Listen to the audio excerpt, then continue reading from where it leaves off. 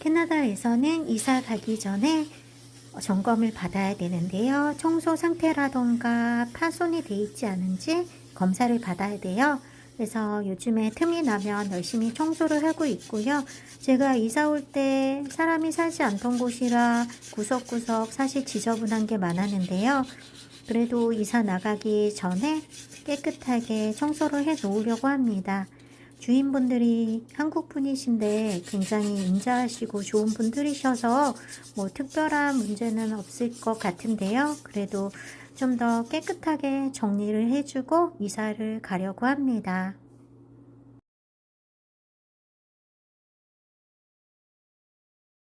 한국에서 가져온 매직 스펀지가 유용하게 쓰이고 있네요. 그리고 못이나 이런 것들도 함부로 박으시면 안 돼요. 훨씬 더 까다롭다고 생각하시면 될 듯합니다.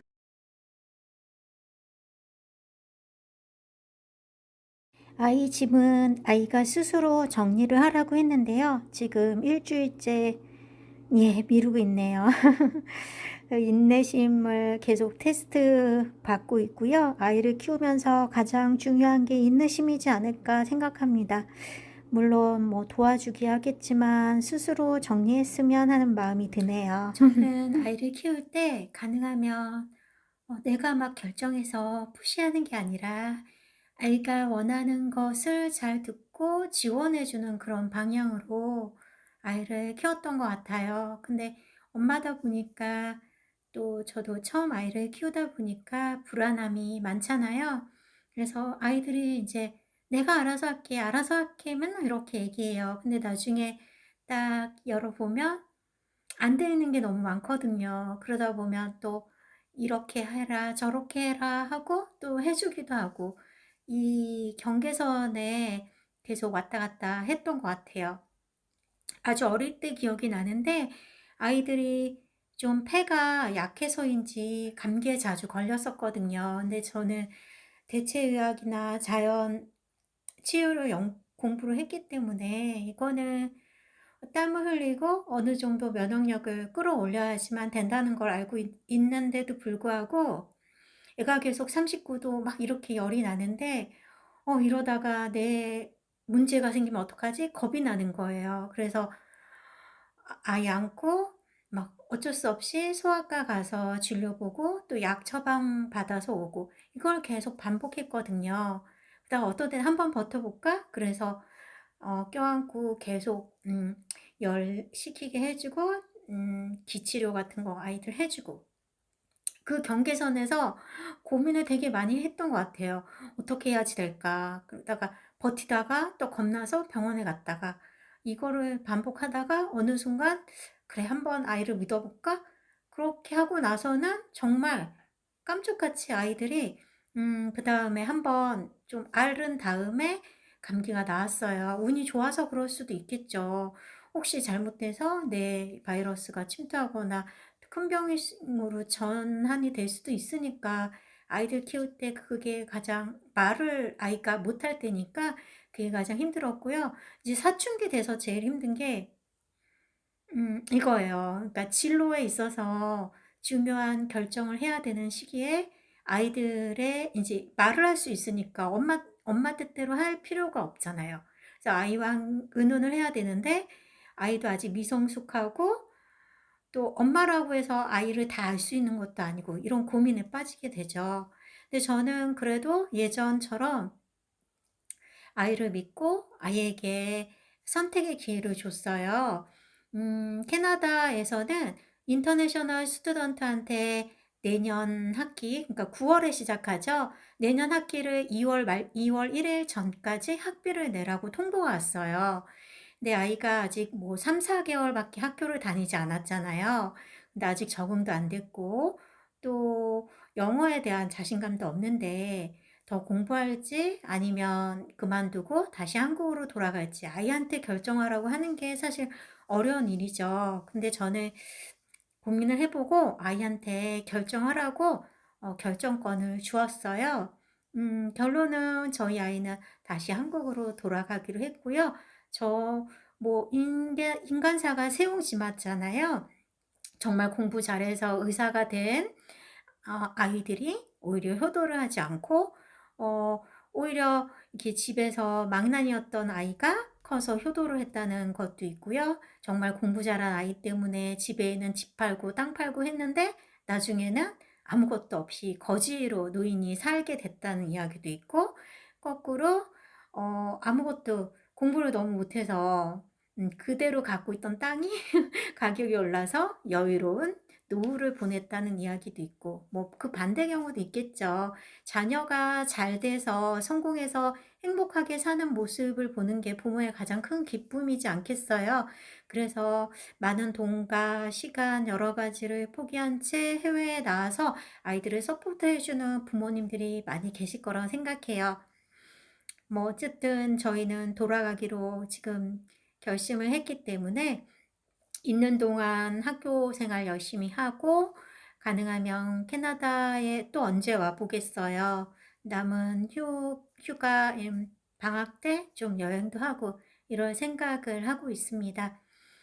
캐나다에 대한 정보를 많은 유튜브에서 다 얘기하듯이 캐나다든 어디든 양질의 직업을 구하는 게 참 쉽지 않아요. 그러니까 대학까지 나와서 내가 큰 외국인으로서 대학에 보내면 거의 로컬에 10배 정도를 내야 되잖아요. 그 정도 서포트해서 아이를 정말 좋은 직업을 갖게 되고, 그 아이가 진짜 원하는 길이라면 모르겠는데 그렇게 이제 할 필요는 없는 것 같아요. 저도 역시 저희 부모님은 사실 가난하셨고요. 아버님도 일찍 돌아가셨기 때문에 어머님 아프셔서 저는 일찍 가장 역할을 했고, 제가 돈 벌어서 제가 대학을 다니고 고등학교 때는 신문 배달도 해서 저는 그렇게 계속 거의 가장으로 일을 했기 때문에 사실 그런 것 때문에 더 아이한테 기회를 주고 더 많이 서포트해 주고 싶었거든요. 그런 저의 사실 욕심도 있지 않았나 이런 생각을 합니다. 그래도 아이가 원하면 어느 정도 서포트해 줄 수 있는 능력이 있기 때문에 지원을 해 주려고 했는데, 아이가 또 돌아가기로 선택을 했고, 그 선택에 있어서 정말 본인이 그래도 미국이나 캐나다를 여행도 하고 경험을 하고 보았기 때문에 본인이 열심히 꾸준히 공부를 하고 영어도 익힌다면 언제든 장학금도 받아서 해외 대학에 갈 수도 있으니까요. 저는 자기의 의지로 가는 거는 더 훨씬 효과가 좋을 거라고 생각하고요. 어쨌든 저는 뭐 만족합니다. 아이의 선택을 지원하고요. 억지로 끌고 갈 생각은 전혀 없습니다. 어, 뭐 좀 말하다 보니까 왔다 갔다 했는데, 양질의 그 직업을 구하기가 점점 어려워지는 것 같고요. 특히 캐나다 같은 경우에는 딱히 떠오르는 기업이 없잖아요. 조금 키워서 다 미국에 팔리고요. 뭐 요가 쪽에 룰루레몬 하나가 남아있죠. 캐나다 구스도 미국으로 다 넘어갔고요.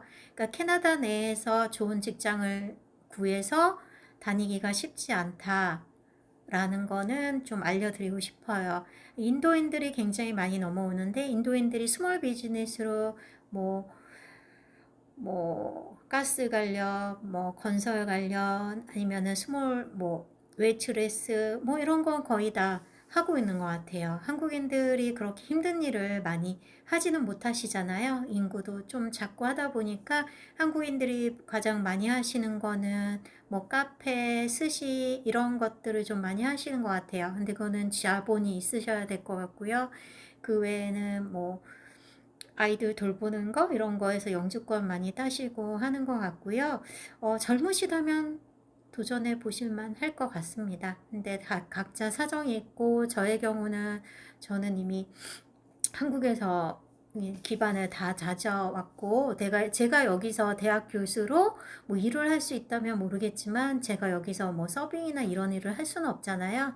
네, 그럴 필요도 없고요. 아이가 많으면 제가 영주권을 받아서 아이들 학비를 무료로 할 수 있지만, 또 아이가 지금 여기서 공부하는 아이는 하나이기 때문에 그럴 필요가 없습니다, 사실. 그리고 한국이 굉장히 편리하고 선진국이죠. 그래서 여기서 내가 나의 이 커리어를 그대로 이어가고 한 단계 발전시킬 수 있다면은 좋은 투자가 되겠지만, 그렇지 않다면은 굳이 그럴 필요가 없다는 그런 판단을 했습니다. 그래서 좀 일주일 정도 계속 아이와 대화하고 고민하고, 아이가 계속 가고 싶다, 한국에 돌아가고 싶다고 해서 다시 한번 생각해봐, 다시 한번 생각해봐. 조금 나중에 미련이 있을 수 있잖아요. 그래서 중학교를 다 졸업하고 중고를 졸업하고 가는 게 어떤가라는 생각도 있어서 아이에게 계속 더 고민해봐라 기회를 많이 줬던 것 같아요. 그래서 아이를 믿고 기다려주면은 될 듯합니다. 그리고 저는 아이들이 아기 때부터 계속 얘기했어요. 엄마는 이제 50 넘으면 엄마의 프리의 시간을 갖겠다. 프리덤이다. 대신에 니들이 어릴 때 엄마가 해외여행도 많이 시켜주고 경험을 많이 하게 해줄게. 그래서 아이들 어릴 때 학원 별로 안 보냈어요. 거의 뭐 초등학교 입학 전까지는 운동하는 거 이런 거 말고는 공부하는 학원은 거의 안 보냈습니다. 그리고 해외여행은 1년에 한 번씩 꼭 애들 데리고 열심히 놀러 다녔고요. 대신에 20살이 되면 엄마 2천만 원씩 나눠줄게. 그걸로 이제 모든 걸 끝내겠다. 이렇게 얘기했고요. 내 아들이 머리가 커가지고 이제 엄마 그 10 몇 년 전에 2천만 원이랑 지금 하면서 나 불리한 거 같아. 이거 너무 적은 거 아니야? 막 이러더라고요. 이제 커가지고 이제 그런 돈의 그걸 알더라고요. 뭐 집도 사주고 뭐 뭐도 해주고 막 이런 분들 워낙 좀 그게 노멀하는데 지금 급변하는 것 같아요. 갑자기 이제 제사도 없어지고 했잖아요. 저도만 해도 16년 뭐 결혼 생활 하면서 계속 제사 지내러 갔던 것 같아요. 근데 많이 없어졌고, 제 친구들 중에 제사 지내는 친구들이 없네요. 그러고 보니까, 기독교인들이고 해서.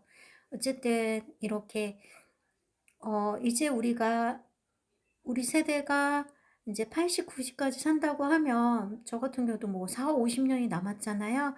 그래서 저는 아이들한테 줄 수 있는 선물이 건강하게 늙는 거. 저희 어머니가 일찍 아프셔서 그런지 저는 제가 건강하게 늙어서 행복하게 사는 모습을 보여주는 게 가장 큰 아이들한테 줄 수 있는 선물이라고 생각하고 있습니다. 그리고 또 하나는 종교. 그래서 가능하면 아이들이 강요하진 않지만 아기 때 뱃속에서부터 계속 이제 성당을 다녔었고 아이들이 하나님을 믿고 저는 뭐 하나님 그거 따지지 않아요. 그냥 종교를 갖고 거기에 순수한 사랑을 실천할 수 있는 마음을 가진 그런 아이들로 키우고 싶다는 생각을 하고 있어요. 그게 물려줄 수 있는 가장 좋은 자산이 아닐까 생각합니다. 그리고 함께한 좋은 추억들, 그래서 가능하면 여행은 많이 다니려고 생각하고 있어요.